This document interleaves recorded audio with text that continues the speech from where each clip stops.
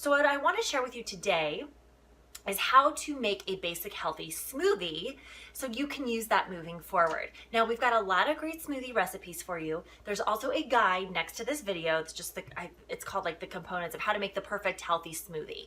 I make smoothies almost every day. Thanks to this cleanse, actually. That's when I started. I never really made smoothies before, but now I am a huge fan of them because, for one, they start your day off with a ton of nutrients and fresh fruits and vegetables. So like you get that out of the way right away. They're great for energy. I find them to be super sustaining, and they're super quick to make, and they're delicious. So it's like wins all over the place. So I'm a huge advocate of smoothies. I like to do smoothies more so than juices because, again, for me, a smoothie in the morning is great and sustaining because there's fat and protein in it as opposed to just, fruits or vegetables. So that's why I'm going to kind of show you smoothies, but you're welcome to go ahead and do, juices if you want. In the evening time, we've got some great recipes for pureed soups. You can still just do a smoothie too. If you're really like digging the smoothie vibe, as long as it's a liquid, you can do it. So here's how to make a basic smoothie. So first, what you're going to want to do is start off with your liquid. Okay, so for me, I'm going to show you some cleanse-friendly liquids. So you could just do water if you wanted. You can also do milks, like you can do almond milk, nut milk, coconut milk. I use this Almond Breeze unsweetened. Okay, unsweetened is important. You can make your own almond milk. You can actually just blend up almonds, and it's actually quite easy. So you can do that, like a nut milk. If you're watching calories, you can do half nut milk, half water, filtered, good, clean water. Another thing you can do is coconut water. A lot of our cleanse recipes have good coconut water. Coconut water is awesome, especially when you get done working out, which is what I just did. So I'm gonna put some coconut water in. It's got great electrolytes and potassium, so it's replenishing, really good for after you work out. Make sure if you use coconut water that you're doing one that's 100% natural coconut water, not one that has a bunch of additives in it and added sugar. So you want to come up with your liquids. You want to do about a cup to a quarter, or a cup to about 1.5, 1.25 cups of your liquid. So you want to pour that in first. Here's my big janky blender. Yay! You guys, I don't have a Vitamix or anything. I have this like old school blender. It was a hand-me-down from my dad. It sounds like a rocket ship's going off in my kitchen, but it does the job. So, okay, so you want to start with your liquids. Secondly, you want to add your fruit. So the sweetness, whatever's going to be like berries or, that's what I typically tend to do. I love frozen berries. I buy them in bulk from Costco because I use them so much. So I've got frozen organic blueberries. Try to get organic if you can. Another favorite one of mine is organic dark sweet cherries. These are delicious. So I love to blend both of these together sometimes. Sometimes I'll blend blueberries and raspberries. If I only have blueberries, I'll do blueberries. If you're a tropical person, you can do a cup of pineapple, or you can do mango, or pineapple coconut mango, or whatever you want to do. So get creative here. So you're going to want about a cup of fruit. All right. So after your fruit, you want to keep in mind that with a smoothie, one of the things that people do wrong is they just make it all fruit. And even though there's some fiber in there because it's a smoothie, for the most part, that's just sugar. So it's going to skyrocket your blood sugar, which we do not want, because when your blood sugar goes up, guess where else it has to go? Down. And then that's going to leave you feeling low energy. You're going to get hungry again. So we want to keep this a low glycemic and a good satiating smoothie. All right, so you don't just want fruit. You want to counterbalance your fruit with some vegetables, protein, and fat. Okay, so typically a good ratio is whatever 1 part fruit, sugar, sweetness, you want 3 parts of your veggie, protein, and fat.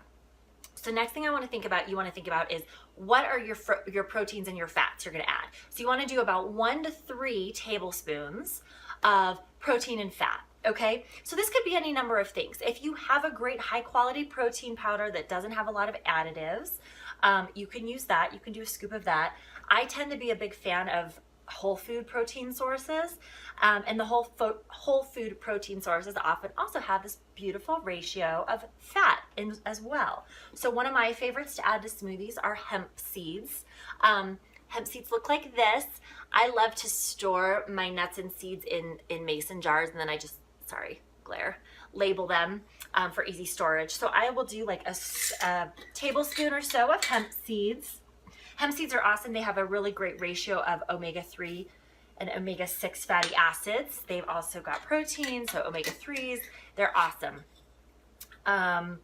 You can also do flax seeds. Flax seeds are a great option. They also have great omega-3s and protein and fat.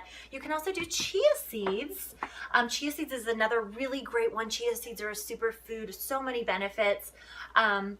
If you've never used chia seeds, one of my helpful hints for you to keep a clean blender, as well as to help avoid any tummy issues. Chia seeds are very hydrating and they expand when mixed with water. So rather than just put a scoop of chia seeds in directly, what I would recommend to you is, if you're going to use chia in your smoothies, to make this chia gel.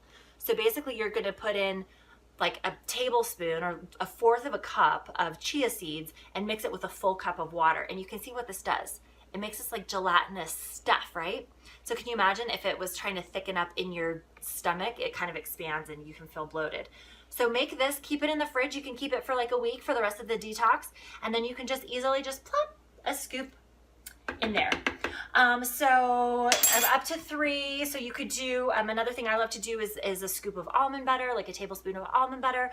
Another thing that I love is to do a quarter of avocado. Avocado is great too because it's got the healthy fats and it's also rich in fiber.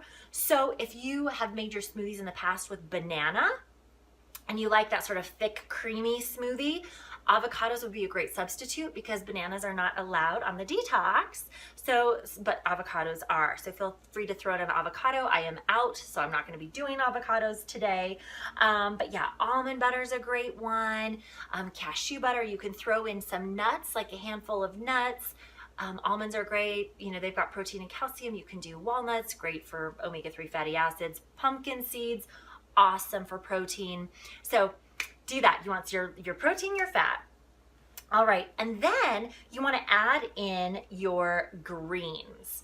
All right, this is where you can really up the nutrition in your smoothie. And so I recommend, if you've never put greens in your smoothies before, I would start with spinach, with baby spinach, because you really can't taste it. All right, and I want you to throw in like a good 1 to 2 handfuls. Don't be shy. Another option is you can use, I like these too, these super greens. It's a mixture of baby spinach, but with like chard and arugula. So you can throw those in. You can do kale. You can do Swiss chard or collard greens. They have a stronger flavor. I think collards and kale especially, you can like really taste them. So I kind of stay away, or I'll maybe just do like 1 leaf of kale, but then I cut it with spinach. You can try romaine lettuce as well. But if you're a newbie, I would just stick to spinach. I pretty much do spinach, but I've been making smoothies so much, I'll throw anything in there. If it's a green, it's smoothie friendly for me. So, but I want you to throw like literally, like, see how big, like handfuls. Fill the rest of her up, okay? And then the last thing I want to share with you is, for some of you that might be enough. Some of you may want your smoothie a little bit sweeter, and that's okay. So it's going to be, you know, this is kind of an experiment of finding what really works for you, but I want to take this opportunity to share a little bit more about some detox friendly sweeteners. So one thing you can do to add to some sweetness to your smoothie is you can use stevia. Stevia is a natural calorie-free sweetener. So this is funny. It's pretty intensely sweet. So it's like I have this like teeny scoop. You just throw it in, right? So you can add some stevia.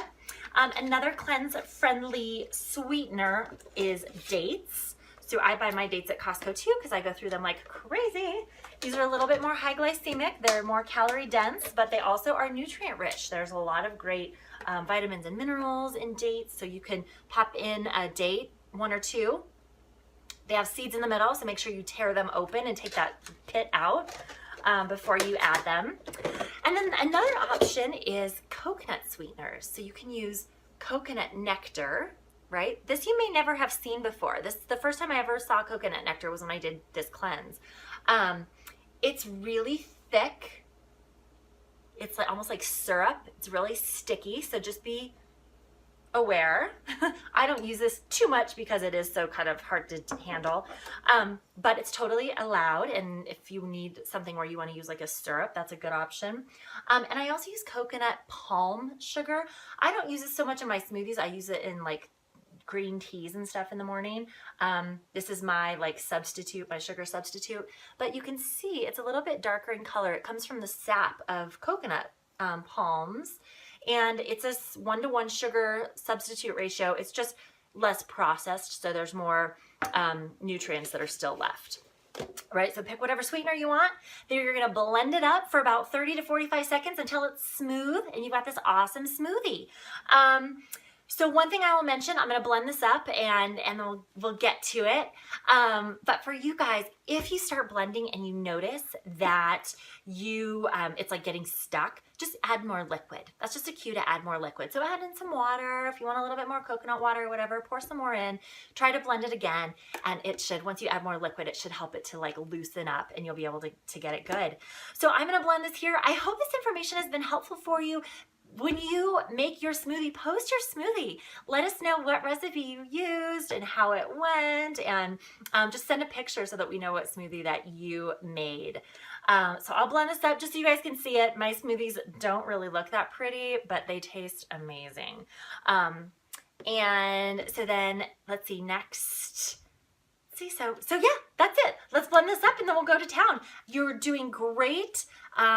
Let me know if you have questions about your liquid meals. One of the great things about soups at night too, I think that smoothies and soups are really easy to make and they go a long way. So like a soup, you can actually probably stretch that for a good 2 or 3, maybe even 4 nights. So that's almost halfway through your detox menu. So it's a lot more convenient than it probably sounds right now. But all right, so here, I'll blend this smoothie and then post your smoothie and I'll see you on the Facebook group, guys. Okay.